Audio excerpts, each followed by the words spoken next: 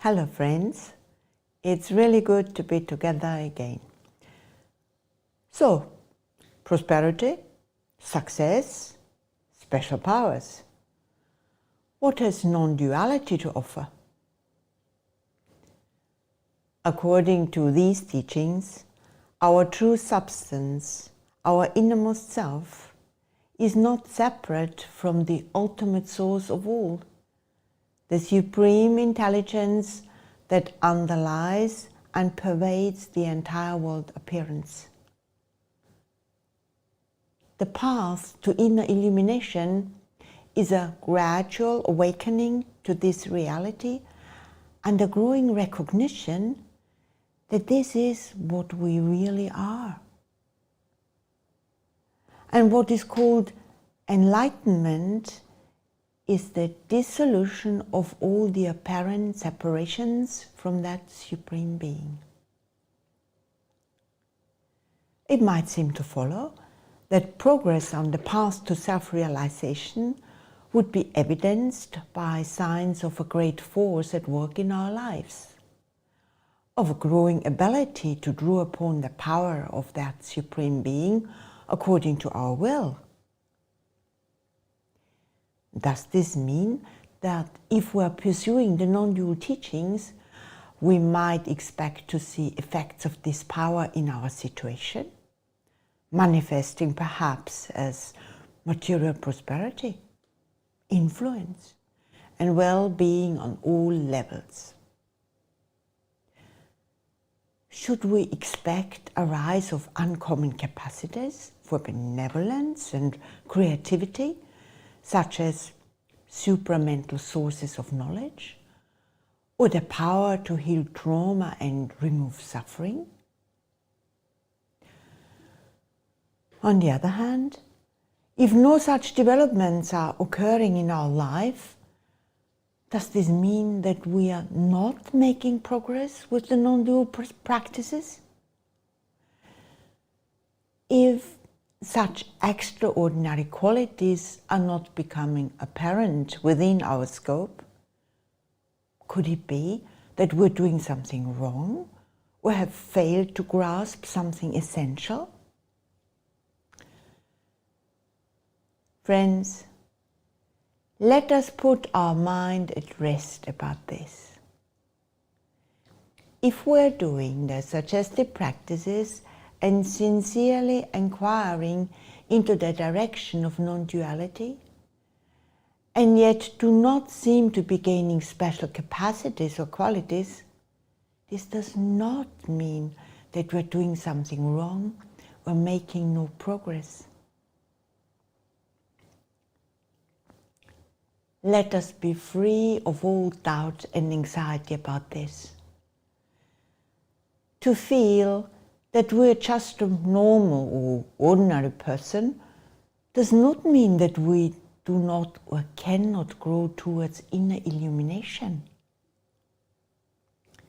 In fact, to be a normal person with an ordinary life and no wish to appear otherwise is an ideal situation in which to make the subtle but vital inner changes which constitute real progress on the inner quest. What are those vital changes? At the core of all our life experience, there is the awareness of I am. This conscious principle is always with us as the central point that our inner world revolves around. It is familiar to us, although imperfectly understood, and it is often called the ego. This word ego has become associated with exaggerated self-centeredness and self-importance. In fact, the ego is not intrinsically bad. If we did not have this fundamental core of I am and I care, then the essence of our humanity would be missing. What matters is what this I am feeling is associated with, what we identify with our central I am ego sense. At one stage in our development, we do have the feeling I am my wants and my ideas, and everything else either helps me or gets in the way or just doesn't matter. This feeling is not intrinsically bad. During this phase of our development, we learn lots of important lessons about life and come to realize that narrow self-interest is not an asset, but a limitation that holds us back from true expansion. In the light of these lessons, our identity feeling gradually widens, becoming less focused on what is exclusive and more on what we all share. This progression towards universality eventually leads us to take up the conscious inquiry into the nature of our true being. And this search culminates in the realization that the I am in me is in essence that which reveals all experience. I am the living light in all conscious beings. When used in this sense, the word I indicates what is beyond all distinctions. It is what underlies and transcends everything finite, where there is no separation, no limitation, no suffering, and no possibility of suffering. This is the ultimate truth of our being, what is most correctly called our self, now and always. The aim of our practices and inner inquiry is to discover this in our own direct experience. What then is the place of our body and mind with all their obvious limitations? The body and mind are precious because they sustain the life through which we make this sublime discovery. The unique value of the human mind is that it can achieve a kind of transparency through which we realize with certainty that the mind is not the ultimate self. The mind is precious because it is potentially the doorway to the realization of the absolute being in which it appears to abide.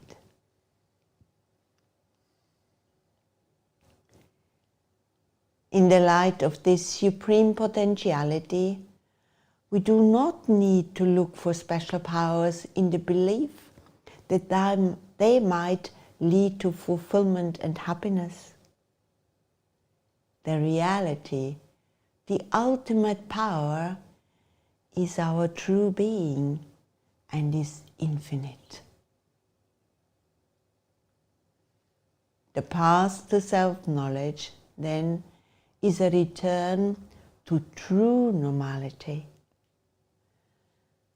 Our meditations and other practices help us to uncover the unspoiled quality of our inner nature, beneath the apparent disturbances that seem to obscure it. Among those disturbances is mental tension. We may have become so accustomed to living with this internal pressure that it feels normal and almost inevitable. Some tension is appropriate sometimes, but even in our modern life, those moments are passing, not continuous. What perpetuates tension is an underlying insecurity. The non-dual teachings point to the root of that insecurity and tension, and how they can be resolved through meditation based on a deeper self-understanding, revealing a natural state of balanced relaxation. The practices also help us to break the habit of being lost in an endless series of mental associations and distractions. This habitual condition has been called the stream of consciousness, but it would be better called the stream of unconsciousness. Many of us find that the first thing that happens when we try meditation is that we become aware of how uncontrolled our thoughts are and how difficult it is to concentrate on something we have consciously chosen. Realizing this, it might seem that meditation is making us feel worse rather than better. But to become aware of this state of affairs in our mind, even partially, is to unlock a powerful secret. If we calmly persevere with meditation practice, the awareness underlying thoughts can begin to shine through, revealing more about our deeper nature than any textbook ever could, and illuminating the way forward to yet deeper discoveries. And so, by providing an antidote to our tension and distraction, the practices can prevent us from dissipating mental energy uselessly, opening up reserves of resilience and vitality. Isn't that a rather special power? We can overcome many obstacles to well-being on all levels if we are able to feel happiness in the happiness of others, even those who might seem to be better placed than we are individually. Through meditation, we realize that our true I Am is the light of pure consciousness, deeper than personality, and at this fundamental level, we are one with all. When we recognize this, dark clouds are dispelled, and our inner environment becomes naturally sunny. This influence over our inner environment is a useful power, is it not? Progress on the path, then, is more of an unburdening and letting go than any kind of acquisition. There is one form of letting go which is especially significant. In some of the classical writings of the non-dual wisdom tradition, it is said that one sure manifestation of real progress on the path is a growing perception that the world, as we experience it through our mind and senses, is not entirely real. This teaching is subtle and has to be rightly understood. It's never helpful to be careless in our dealings with the world. Let us always fulfill our responsibilities and care for those around us as well as we can. What this teaching about the apparently illusory nature of the world really means is that we become increasingly certain that we cannot find lasting fulfillment and security in the world revealed to us through our senses. This is because nothing that is limited can really be connected with the limitless reality of our own being. Only the immortal can satisfy the immortal in us.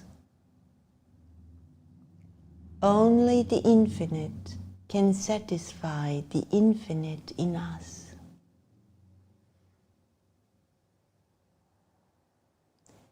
This growing conviction shows that we're being freed of deep-seated attachments to external things, things that will pass sooner or later. It means we are gaining a new independence deep in our own heart at the wellspring of our thoughts and feelings. A developing awareness that the phenomenal world lacks something essential may also be a challenging stage in our journey. It might lead to feelings of despondency and depression unless it is balanced by positive intimations that our ultimate goal is attainable. Yes. What is that ultimate goal? There is an innate yearning in every human heart to be totally free of all constraint and limitations. Our mind is constantly trying to find solutions to our difficulties, and so it may imagine the acquisition of special powers as the key to liberation and fulfillment.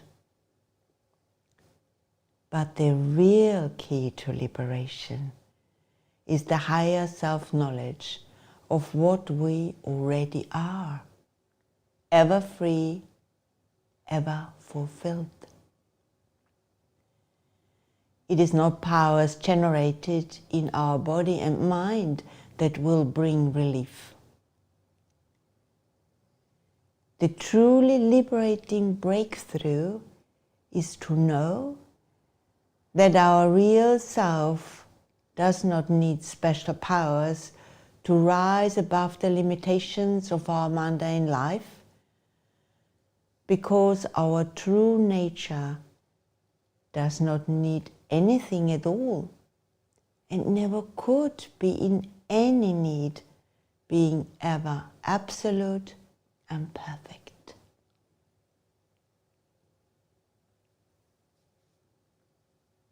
The highest self-realization is not something that our willpower can ever bring about. It is revealed when the inner conditions are right. What we can do is bring about those conditions. And every step we take is at the same time and unburdening and inner expansion right now. It might seem counterintuitive to say that a vital step forward is to fully understand that nothing within the range of our imagination will bring us complete happiness and ultimate fulfillment. In fact, it is a great relief to realize that we do not have to struggle to find fulfillment where it does not exist. What we are recognizing is that the world we experience through our mind is not the complete or accurate picture of reality.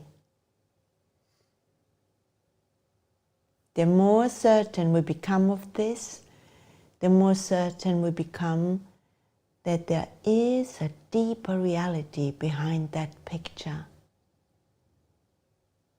That reality seems to be hidden, but it is closer than close. It is our own ever-present self.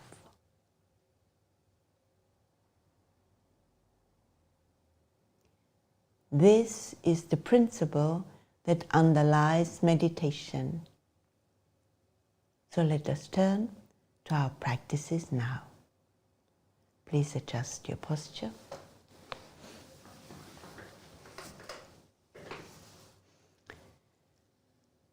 We begin our practice with an inner preparation.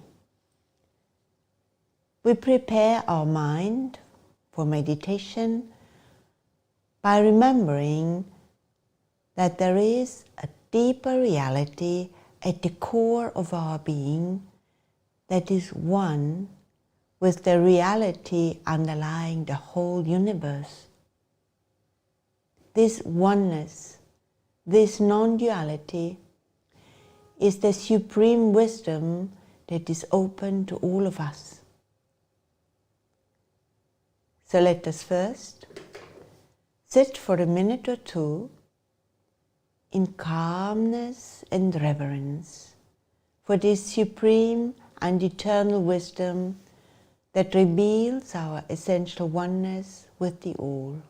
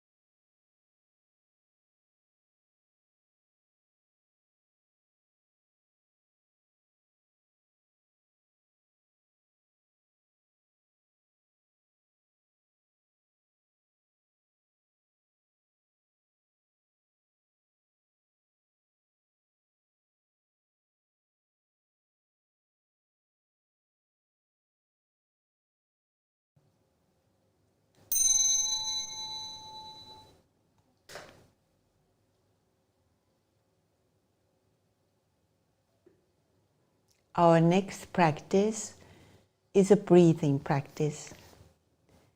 This will further help us prepare our mind to approach the inner treasury of bliss and peace. The practice is this: breathe consciously and a little more deeply than usual.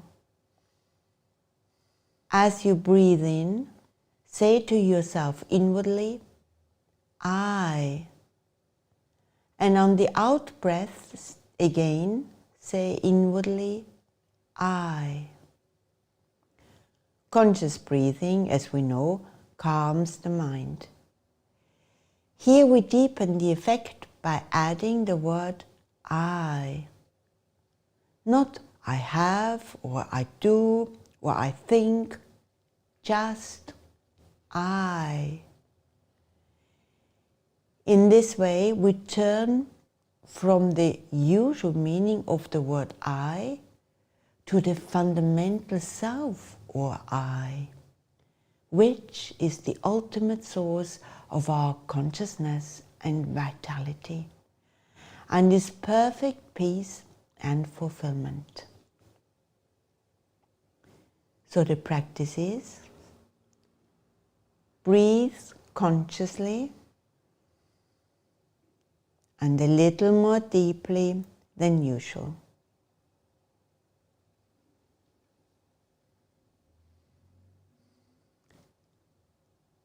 As you breathe in, say to yourself inwardly, I. And on the out breath again, say inwardly, I.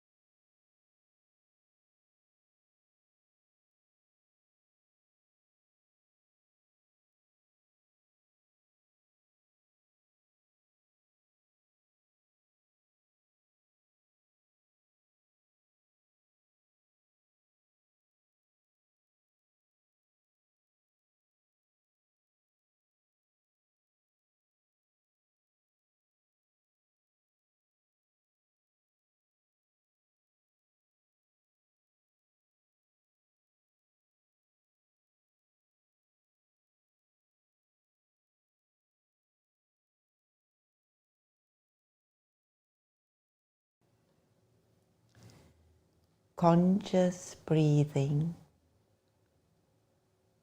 On the in-breath, I. On the out-breath, I.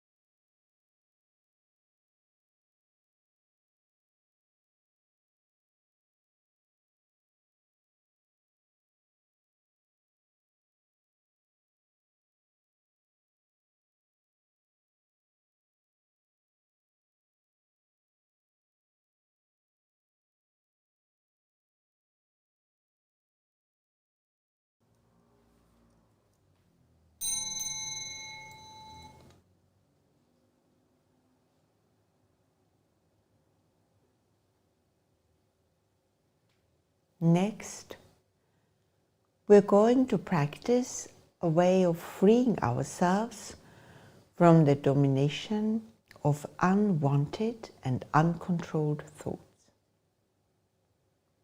It is this. Become aware of your thoughts, that is, allow them to appear in your mind, but then let them pass on without feeling identified with them. They will pass on if we don't give them the support of our attention. We can do this by saying to the thoughts as they arise, "You are illusory, not wanted now, pass on." This is based on the principle that our true self, our I, transcends the mind. The self is not the mind. It is the pure consciousness to which all the thoughts appear, but which never itself appears as a thought. This apparently simple practice affirms that we are more than our thoughts. It puts things in the right perspective and allows us to step back, as it were, from the mental traffic. This in turn gives us the ability to manage our inner state. So the practice is: become aware of your thoughts. See their appearance and simply allow them to pass on without feeling identified with them.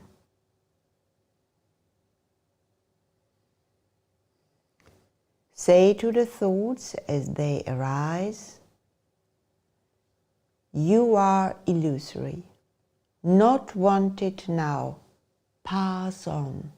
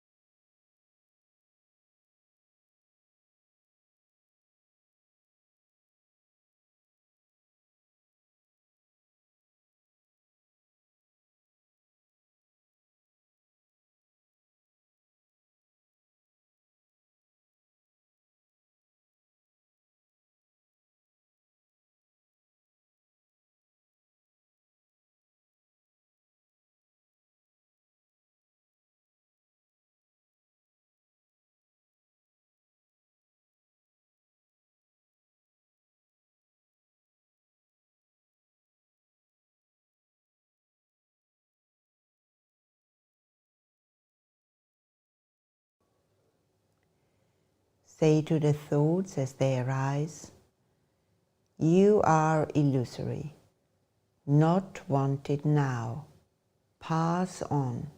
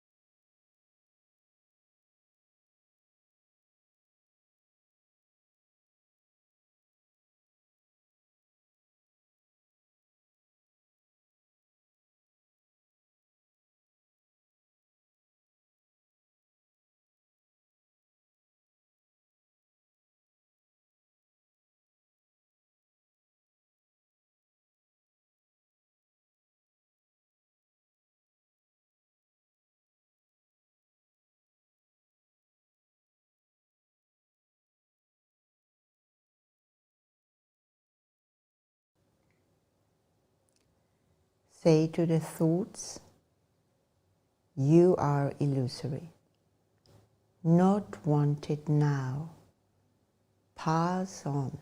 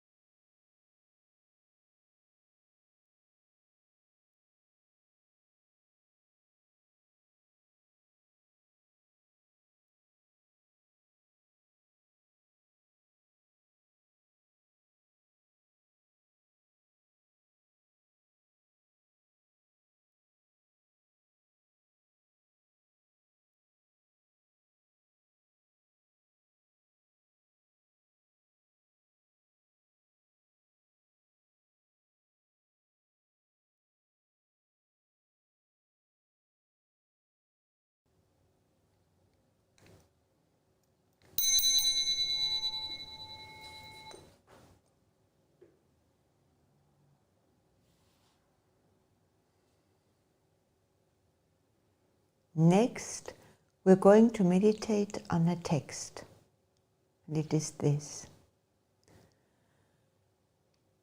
When the mind is stilled, that which is higher than the mind is revealed. It is myself, pure being, infinite consciousness, perfect peace.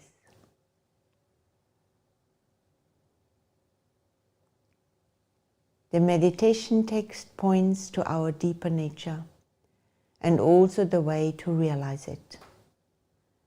That deeper nature is pure being, infinite consciousness, perfect peace. This truth of our being is apparently concealed by the stream of thoughts which usually engages our attention and sense of identity. And this reality is revealed when the mind is stilled and focused inwardly. In meditation, we fix our attention on the text or a part of it. As we keep the attention focused on the meaning of the text, our understanding deepens into a growing sense of the reality that the words are pointing to, the reality of our own being. If the mind wanders, patiently and firmly bring it back to the text and once again absorb your attention in it. So let us meditate together now.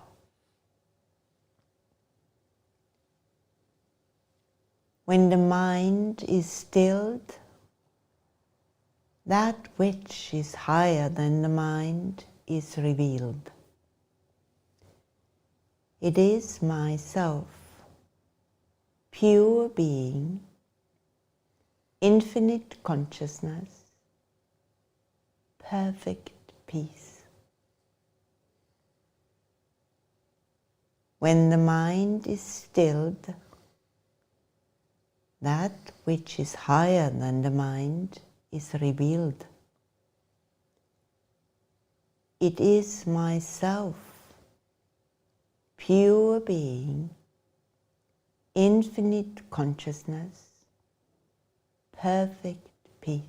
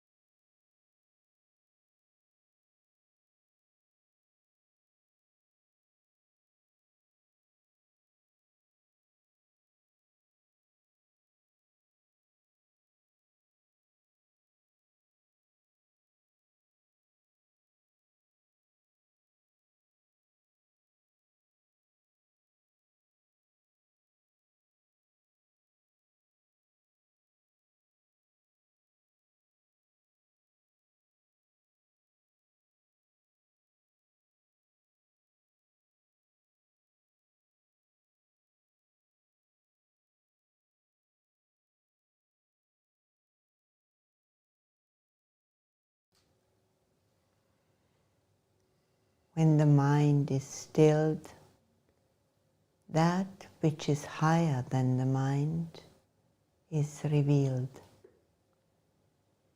It is myself, pure being, infinite consciousness, perfect peace.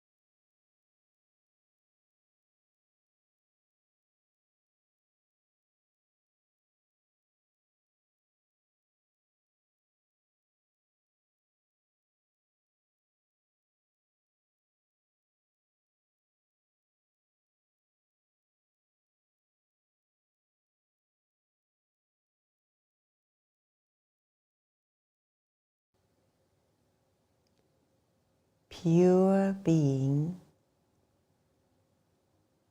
infinite consciousness,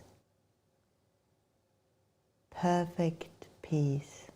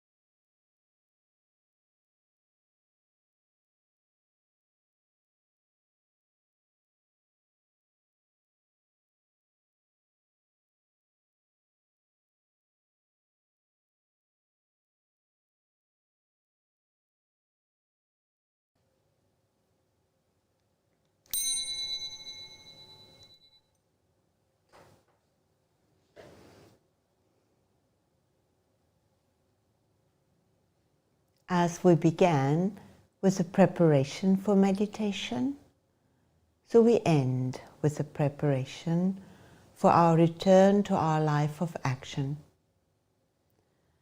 One way we can do this is to sit for a minute or two, harboring thoughts of peace and goodwill, feeling our oneness with the whole. We offer thoughts of peace and goodwill, feeling our oneness with the whole.